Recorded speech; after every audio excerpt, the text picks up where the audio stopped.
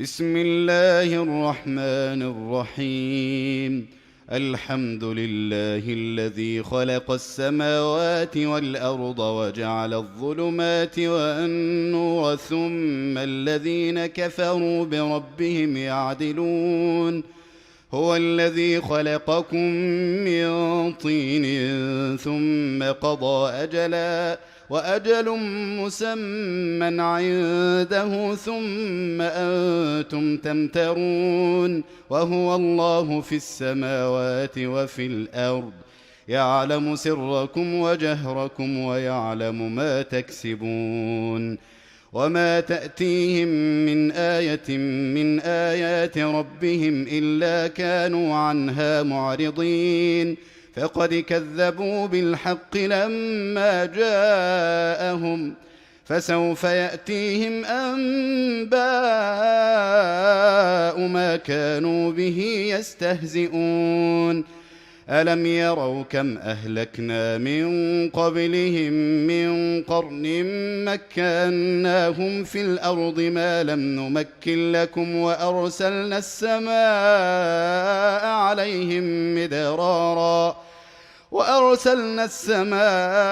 عليهم مدرارا وجعلنا الأنهار تجري من تحتهم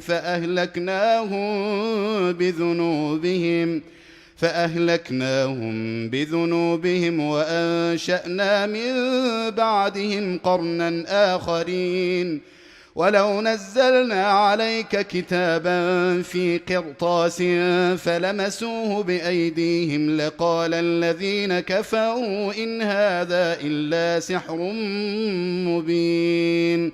وقالوا لولا أنزل عليه ملك ولو أنزلنا ملكا لقضي الأمر ثم لا ينظرون.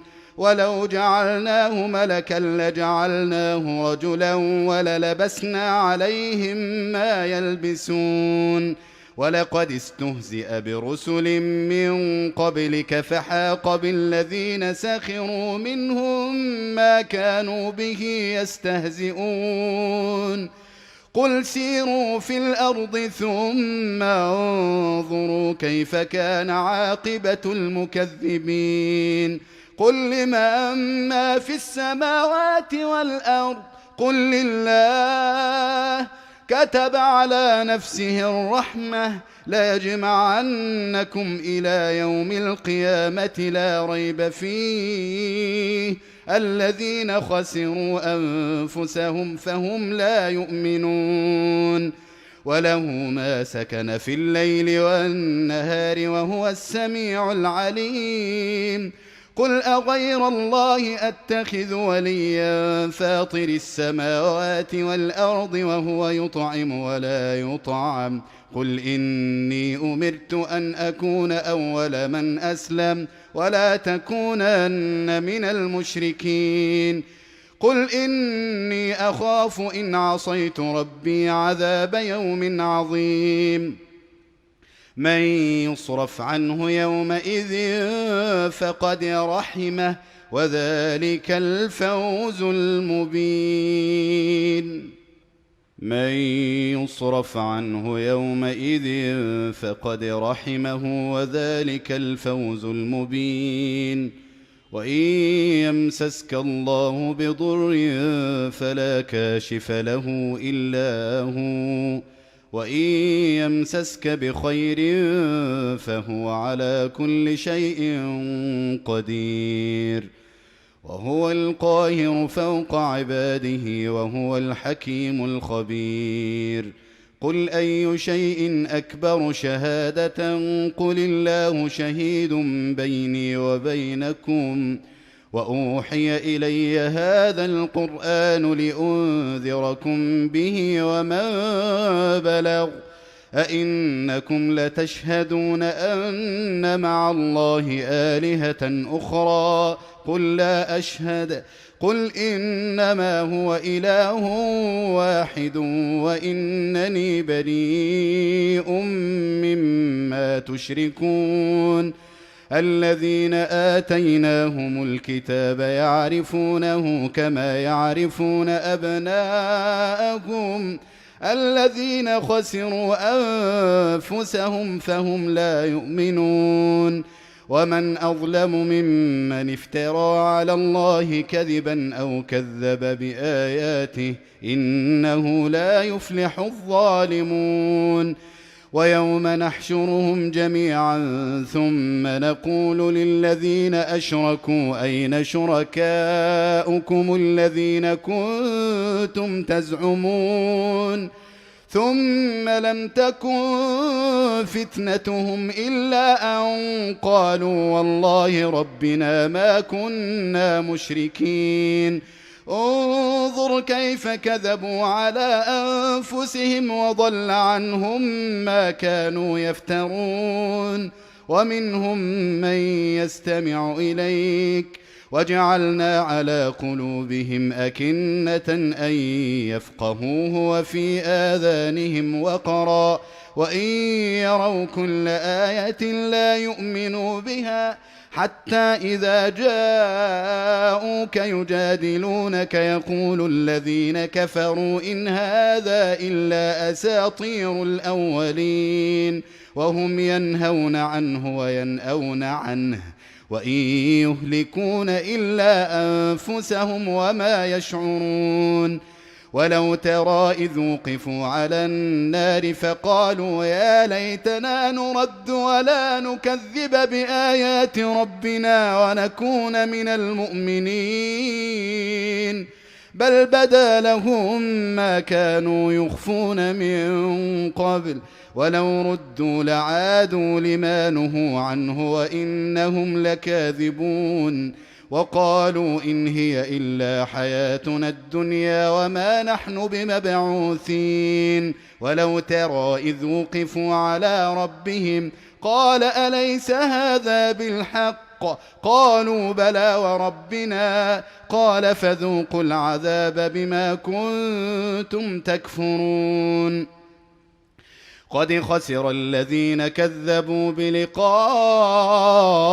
الله حتى إذا جاءتهم الساعة بغتة قالوا يا حسرتنا على ما فرطنا فيها وهم يحملون أوزارهم على ظهورهم ألا ساء ما يزرون.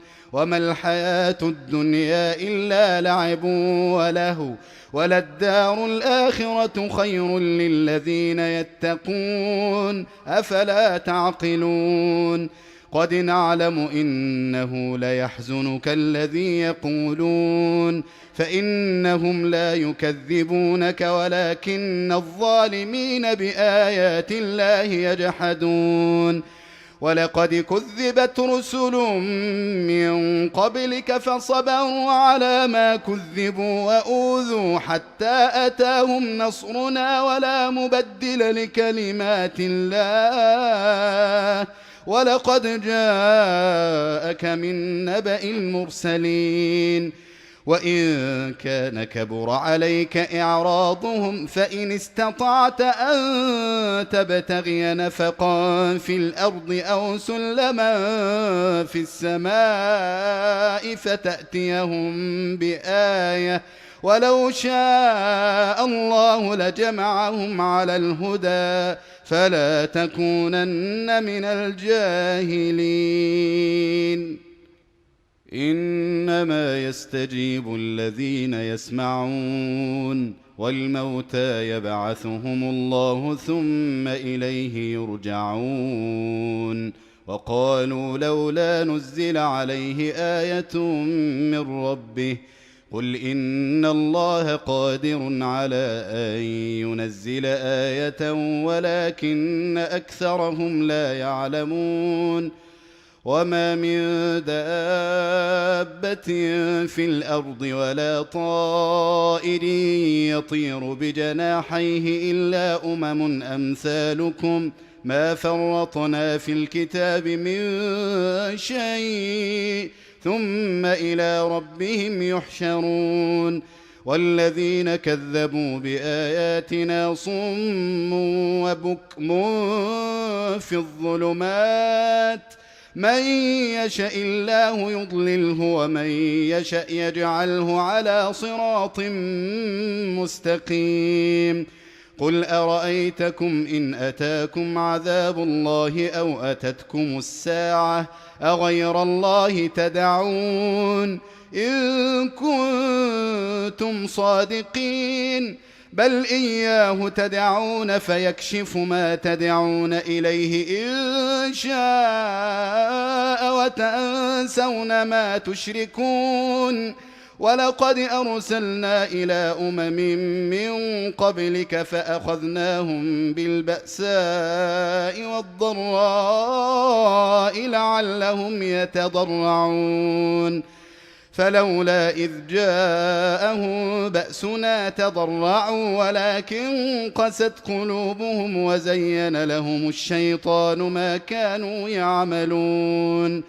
فلما نسوا ما ذكروا به فتحنا عليهم أبواب كل شيء حتى إذا فرحوا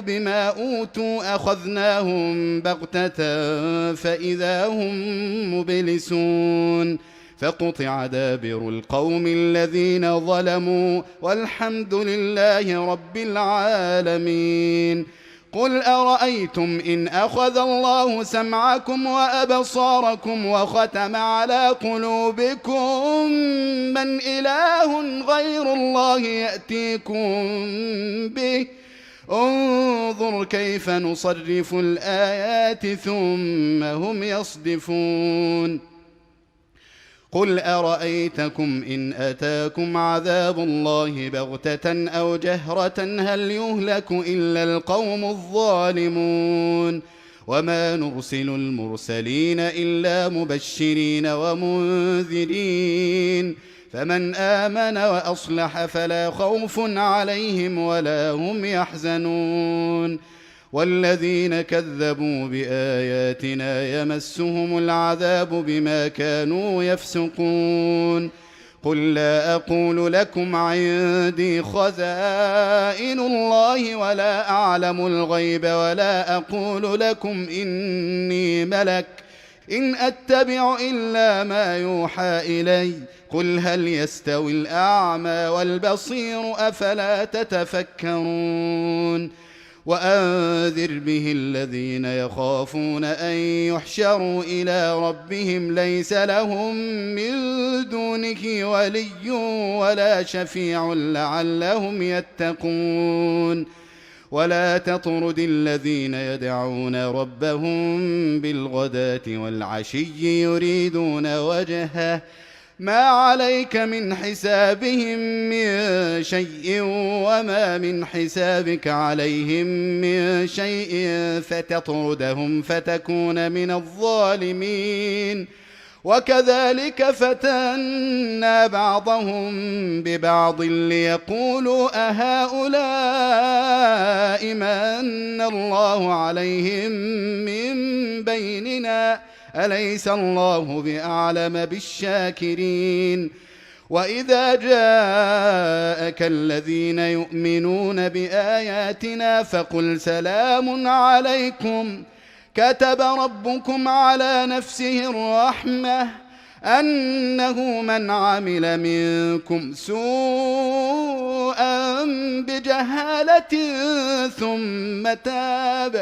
ثم تاب من بعده وأصلح فأنه غفور رحيم وكذلك نفصل الآيات ولتستبين سبيل المجرمين قل إني نهيت أن أعبد الذين تدعون من دون الله قل لا أتبع أهواءكم قد ضللت إذا وما أنا من المهتدين قل إني على بينة من ربي وكذبتم به ما عندي ما تستعجلون به إن الحكم إلا لله يقص الحق وهو خير الفاصلين.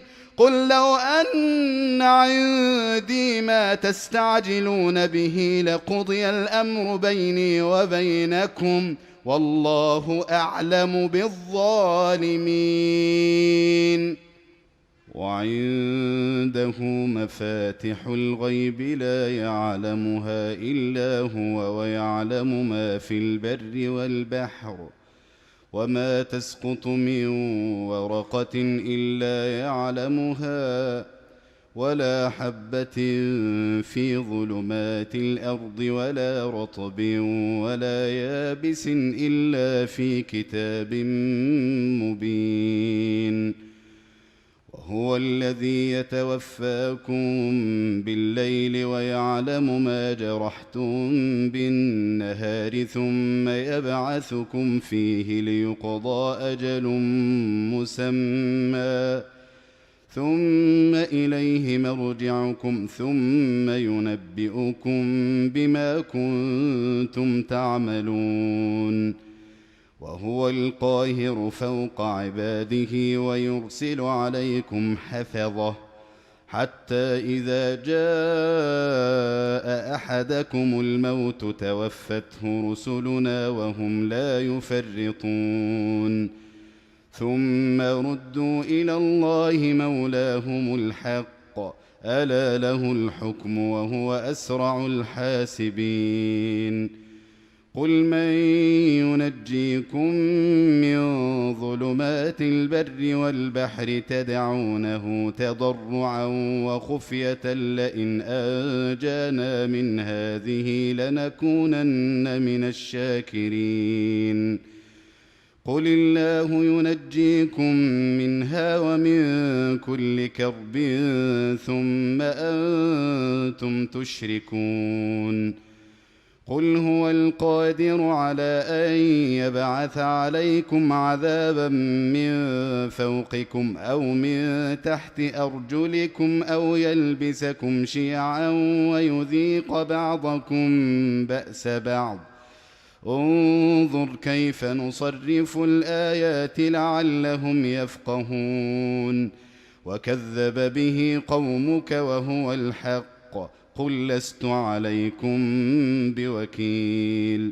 لكل نبأ مستقر وسوف تعلمون. وإذا رأيت الذين يخوضون في آياتنا فأعرض عنهم حتى يخوضوا في حديث غيره وإما ينسينك الشيطان فلا تقعد بعد الذكرى مع القوم الظالمين. وما على الذين يتقون من حسابهم من شيء ولكن ذكرى لعلهم يتقون. وذر الذين اتخذوا دينهم لعبا ولهوا وغرتهم الحياة الدنيا وذكر به أن تبسل نفس بما كسبت ليس لها من دون الله ولي ولا شفيع وإن تعدل كل عدل لا يؤخذ منها. أولئك الذين أبسلوا بما كسبوا لهم شراب من حميم وعذاب أليم بما كانوا يكفرون. قل أندعو من دون الله ما لا ينفعنا ولا يضرنا ونرد على أعقابنا بعد إذ هدانا الله كالذي استهوته الشياطين في الأرض حيران له أصحاب يدعونه إلى الهدى ائتنا. قل إن هدى الله هو الهدى وأمرنا لنسلم لرب العالمين وأن أقيموا الصلاة واتقوه وهو الذي إليه تحشرون. وهو الذي خلق السماوات والأرض بالحق ويوم يقول كن فيكون قوله الحق وله الملك يوم ينفخ في الصور عالم الغيب والشهادة وهو الحكيم الخبير. وإذ قال إبراهيم لأبيه آزر أتتخذ أصناما آلهة إني أراك وقومك في ضلال مبين. وكذلك نري إبراهيم ملكوت السماوات والأرض وليكون من الموقنين. فلما جن عليه الليل رأى كوكبا قال هذا ربي. فلما أفل قال لا أحب الآفلين. فلما رأى القمر بازغا قال هذا ربي. فلما أفل قال لئن لم يهدني ربي لأكونن من القوم الضالين. فلما رأى الشمس بازغة قال هذا ربي هذا أكبر. فلما أفلت قال يا قوم إني بريء مما تشركون. إني وجهت وجهي للذي فطر السماوات والأرض حنيفا وما أنا من المشركين. وحاجه قومه قال أتحاجوني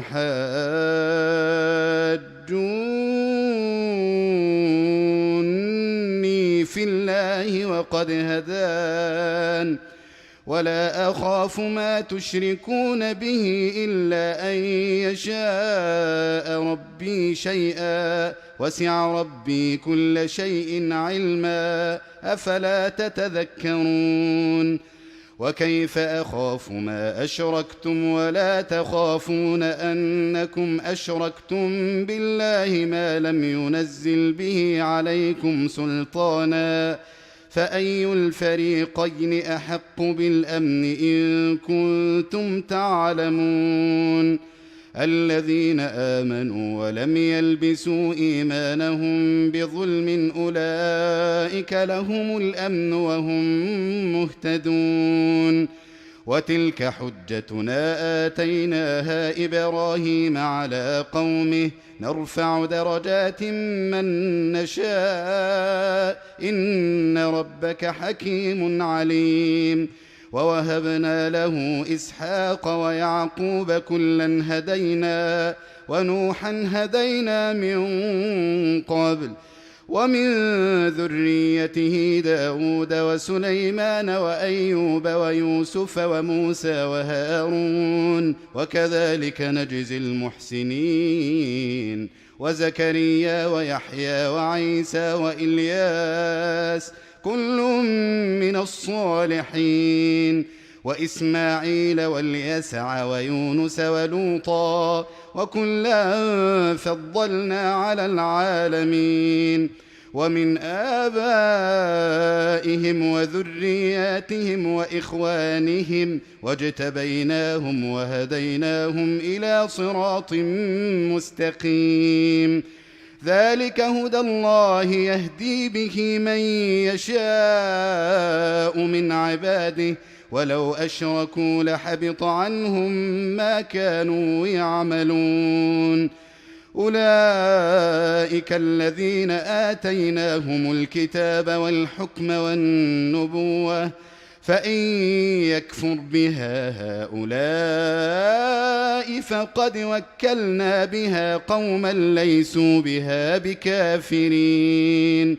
أولئك الذين هدى الله فبهداه مقتده قل لا أسألكم عليه أجرا إن هو إلا ذكرى للعالمين. وما قدروا الله حق قدره إذ قالوا ما أنزل الله على بشر من شيء قل من أنزل الكتاب الذي جاء به موسى نورا وهدى للناس تجعلونه قراطيس تبدونها وتخفون كثيرا وعلمتم ما لم تعلموا أنتم ولا آباؤكم قل الله ثم ذرهم في خوضهم يلعبون. وهذا كتاب أنزلناه مبارك مصدق الذي بين يديه ولتنذر أم القرى ومن حولها والذين يؤمنون بالآخرة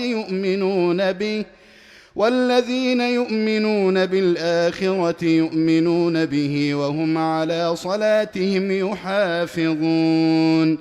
ومن أظلم ممن افترى على الله كذبا أو قال أوحي إلي ولم يوح إليه شيء ومن قال سأنزل مثل ما أنزل الله. ولو ترى إذ الظالمون في غمرات الموت والملائكة باسطوا أيديهم أخرجوا أنفسكم اليوم تجزون عذاب الهون بما كنتم تقولون على الله غير الحق وكنتم عن آياته تستكبرون. ولقد جئتمونا فرادا كما خلقناكم أول مرة وتركتم ما خولناكم وراء ظهوركم وما نرى معكم شفعاءكم الذين زعمتم أنهم فيكم شركاء لقد تقطع بينكم وضل عنكم ما كنتم تزعمون. إن الله فالق الحب والنوى يخرج الحي من الميت ومخرج الميت من الحي ذلكم الله فأنى تؤفكون. فالق الإصباح وجعل الليل سكنا والشمس والقمر حسبانا ذلك تقدير العزيز العليم. وهو الذي جعل لكم النجوم لتهتدوا بها في ظلمات البر والبحر قد فصلنا الآيات لقوم يعلمون.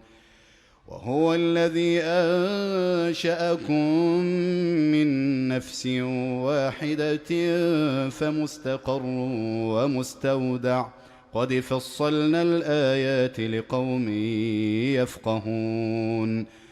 وهو الذي أنزل من السماء ماء فأخرجنا به نبات كل شيء فأخرجنا منه خضرا نخرج منه حبا متراكبا ومن النخل من طلعها قنوان دانية وجنات من أعناب والزيتون والرمان مشتبها وغير متشابه انظروا إلى ثمره إذا أثمر وينعه إن في ذلكم لآيات لقوم يؤمنون. وجعلوا لله شركاء الجن وخرقوا له بنين وبنات بغير علم سبحانه وتعالى عما يصفون. بديع السماوات والأرض أنى يكون له ولد ولم تكن له صاحبة وخلق كل شيء وهو بكل شيء عليم.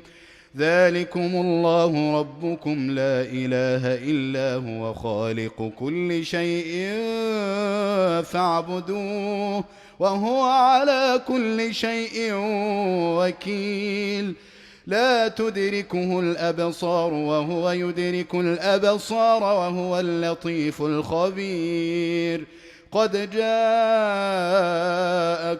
بصائر من ربكم فمن أبصر فلنفسه ومن عمي فعليها وما أنا عليكم بحفيظ. وكذلك نصرف الآيات وليقولوا درست ولنبينه لقوم يعلمون اتبع ما أوحي إليك من ربك لا إله إلا هو وأعرض عن المشركين ولو شاء الله ما أشركوا وما جعلناك عليهم حفيظا وما أنت عليهم بوكيل ولا تسبوا الذين يدعون من دون الله فيسبوا الله عدوا بغير علم كذلك زينا لكل أمة عملهم ثم إلى ربهم مرجعهم فينبئهم بما كانوا يعملون وأقسموا بالله جهد أيمانهم لئن جاءتهم آية ليؤمنن بها قل إنما الآيات عند الله وما يشعركم أنها إذا جاءت لا يؤمنون ونقلب أفئدتهم وأبصارهم كما لم يؤمنوا به أول مرة ونذرهم في طغيانهم يعمهون ولو أننا نزلنا إليهم الملائكة وكلمهم الموتى وحشرنا عليهم كل شيء قبلا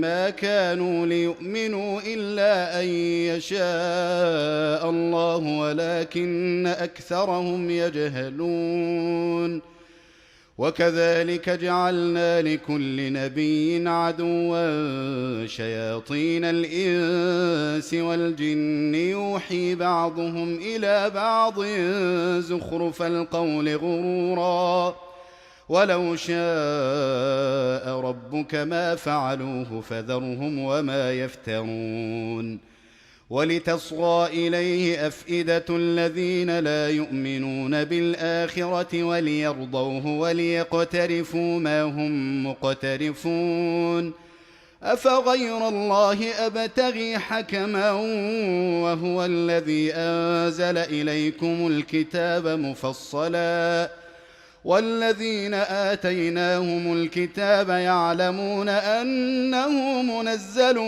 من ربك بالحق فلا تكونن من الممترين وتمت كلمة ربك صدقا وعدلا لا مبدل لكلماته وهو السميع العليم وإن تطع أكثر من في الأرض يضلوك عن سبيل الله إن يتبعون إلا الظن وإن هم إلا يخرصون إن ربك هو أعلم من يضل عن سبيله وهو أعلم بالمهتدين فكلوا مما ذكر اسم الله عليه إن كنتم بآياته مؤمنين وما لكم ألا تأكلوا مما ذكر اسم الله عليه وقد فصل لكم ما حرم عليكم إلا ما اضطررتم إليه وإن كثيرا ليضلون بأهوائهم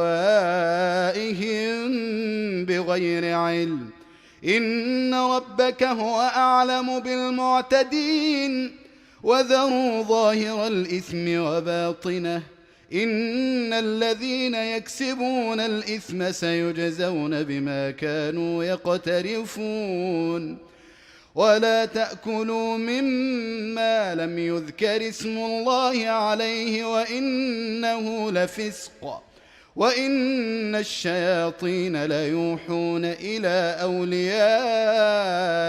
ليجادلوكم وإن أطعتموهم إنكم لمشركون أومن كان ميتا فأحييناه وجعلنا له نورا يمشي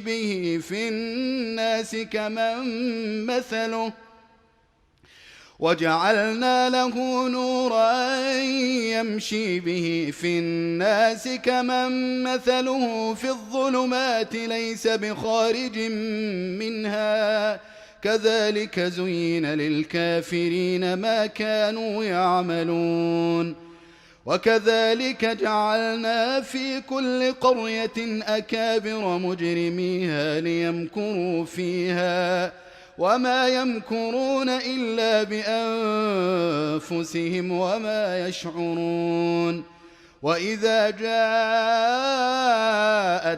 آية قالوا لن نؤمن حتى نؤتى مثل ما أوتي رسل الله أعلم حيث يجعل رسالته سيصيب الذين أجرموا صغار عند الله وعذاب شديد بما كانوا يمكرون فمن يرد الله أن يهديه يشرح صدره للإسلام ومن يرد أن يضله يجعل صدره ضيقا حرجا كأنما يصعد في السماء كذلك يجعل الله الرجس على الذين لا يؤمنون وهذا صراط ربك مستقيما قد فصلنا الآيات لقوم يذكرون لهم دار السلام عند ربهم وهو وليهم بما كانوا يعملون ويوم يحشرهم جميعا يا معشر الجن قد استكثرتم من الإنس وقال أولياؤهم من الإنس ربنا استمتع بعضنا ببعض وبلغنا أجلنا الذي أجلت لنا قال النار مثواكم خالدين فيها إلا ما شاء الله إن ربك حكيم عليم وكذلك نولي بعض الظالمين بعضا بما كانوا يكسبون يا معشر الجن والإنس ألم يأتكم رسل منكم يقصون عليكم آياتي وينذرونكم لقاء يومكم هذا قالوا شهدنا على أنفسنا وغرتهم الحياة الدنيا وشهدوا على أنفسهم أنهم كانوا كافرين ذلك أن لم يكن ربك مهلك القرى بظلم وأهلها غافلون ولكل درجات مما عملوا وما ربك بغافل عما يعملون وربك الغني ذو الرحمة إن يشأ يذهبكم ويستخلف من بعدكم ما يشاء كما أنشأكم من ذرية قوم آخرين إنما توعدون لآت وما أنتم بمعجزين قل يا قوم اعملوا على مكانتكم إني عامل فسوف تعلمون من تكون له عاقبة الدار إنه لا يفلح الظالمون وجعلوا لله مما ذرأ من الحرث والأنعام نصيبا فقالوا هذا لله بزعمهم وهذا لشركائنا فما كان لشركائهم فلا يصل إلى الله، وما كان لله فهو يصل إلى شركائهم، ساء ما يحكمون. وكذلك زين لكثير من المشركين قتل أولادهم شركاؤهم ليردوهم وليلبسوا عليهم دينهم، ولو شاء الله ما فعلوه فذرهم وما يفترون. وقالوا هذه أنعام وحرث حجر لا يطعمها إلا من نشاء بزعمهم، وأنعام حرمت ظهورها وأنعام لا يذكرون اسم الله عليها افتراء عليه، سيجزيهم بما كانوا يفترون. وقالوا ما في بطون هذه الأنعام خالصة لذكورنا ومحرم على أزواجنا، وإن يكن ميتة فهم فيه شركاء، سيجزيهم وصفهم إنه حكيم عليم. قد خسر الذين قتلوا أولادهم سفها بغير علم وحرموا ما رزقهم الله افتراء على الله، قد ضلوا وما كانوا مهتدين.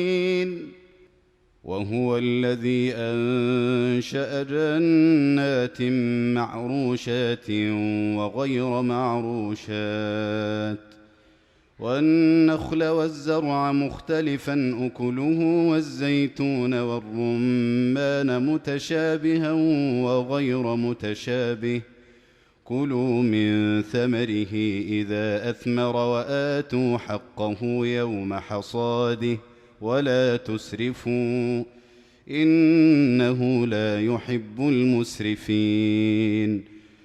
ومن الأنعام حمولة وفرشا، كلوا مما رزقكم الله ولا تتبعوا خطوات الشيطان إنه لكم عدو مبين. 8 أزواج، من الضأن 2 ومن المعز 2، قل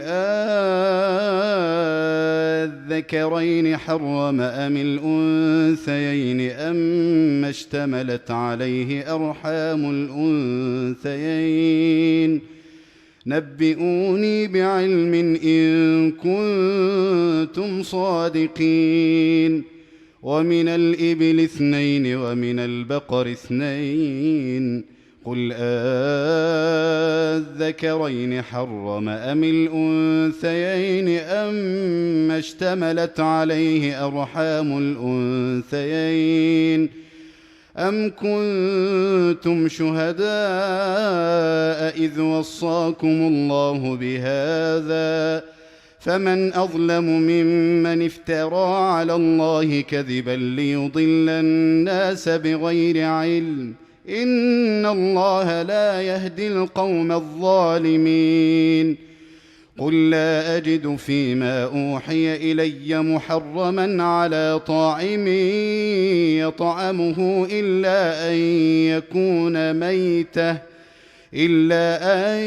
يكون ميتة أو دما مسفوحا أو لحم خنزير فإنه رجس أو فسقا أهل لغير الله به، فمن اضطر غير باغ ولا عاد فإن ربك غفور رحيم. وعلى الذين هادوا حرمنا كل ذي ظفر، ومن البقر والغنم حرمنا عليهم شحومهما إلا ما حملت ظهورهما أو الحوايا أو ما اختلط بعظم، ذلك جزيناهم ببغيهم وإنا لصادقون. فإن كذبوك فقل ربكم ذو رحمة واسعة ولا يرد بأسه عن القوم المجرمين. سيقول الذين أشركوا لو شاء الله ما أشركنا ولا آباؤنا ولا حرمنا من شيء كذلك كذب الذين من قبلهم حتى ذاقوا بأسنا قل هل عندكم من علم فتخرجوه لنا إن تتبعون إلا الظن وإن أنتم إلا تخرصون قل فلله الحجة البالغة فلو شاء لهداكم أجمعين قل هلم شهداءكم الذين يشهدون أن الله حرم هذا فإن شهدوا فلا تشهد معهم ولا تتبع أهواء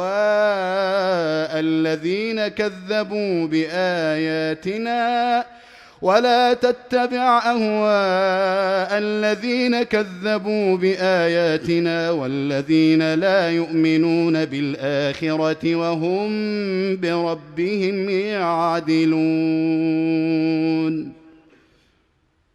قل تعالوا أتل ما حرم ربكم عليكم ألا تشركوا به شيئا وبالوالدين إحسانا ولا تقتلوا أولادكم من إملاق نحن نرزقكم وإياهم ولا تقربوا الفواحش ما ظهر منها وما بطن ولا تقتلوا النفس التي حرم الله إلا بالحق ذلكم وصاكم به لعلكم تعقلون ولا تقربوا مال اليتيم إلا بالتي هي أحسن حتى يبلغ أشده وأوفوا الكيل والميزان بالقسط لا نكلف نفسا إلا وسعها وإذا قلتم فاعدلوا ولو كان ذا قربى وبعهد الله أوفوا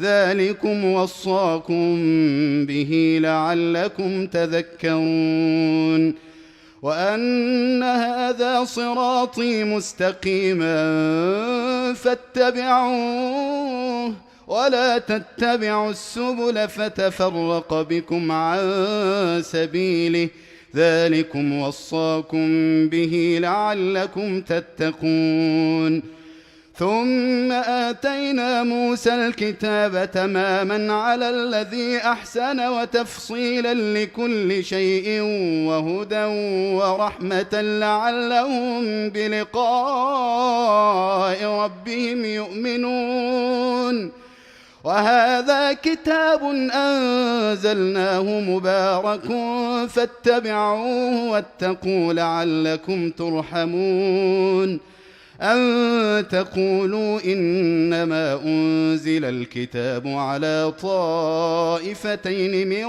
قبلنا وإن كنا عن دراستهم لغافلين أو تقولوا لو أنا أنزل علينا الكتاب لكنا أهدى منهم فقد جاءكم بينة من ربكم وهدى ورحمة فمن أظلم ممن كذب بآيات الله وصدف عنها سنجزي الذين يصدفون عن آياتنا سوء العذاب بما كانوا يصدفون هل ينظرون إلا أن تأتيهم الملائكة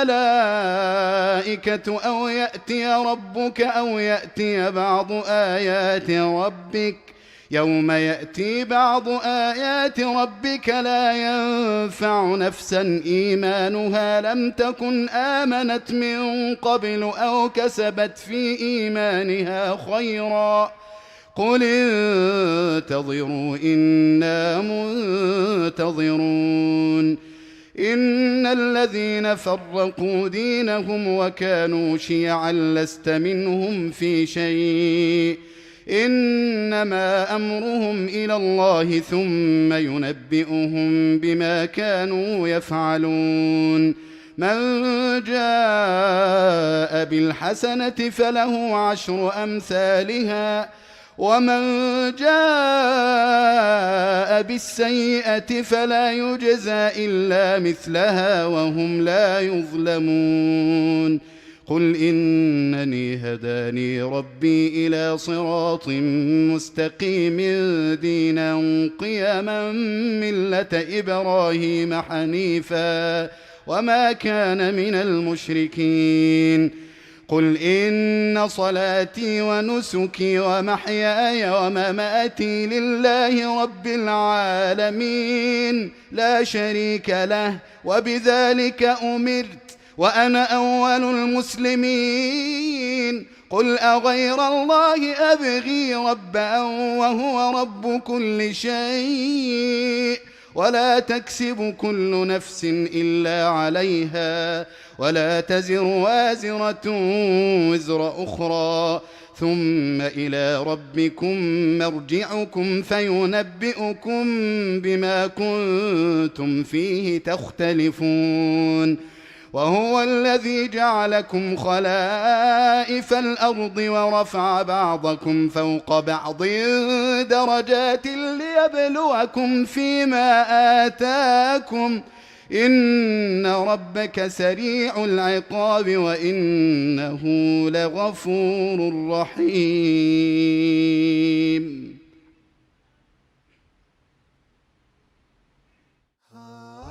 شكرا لكم على المشاهدة، ويرجى الاشتراك في القناة وتفعيل زر التنبيهات.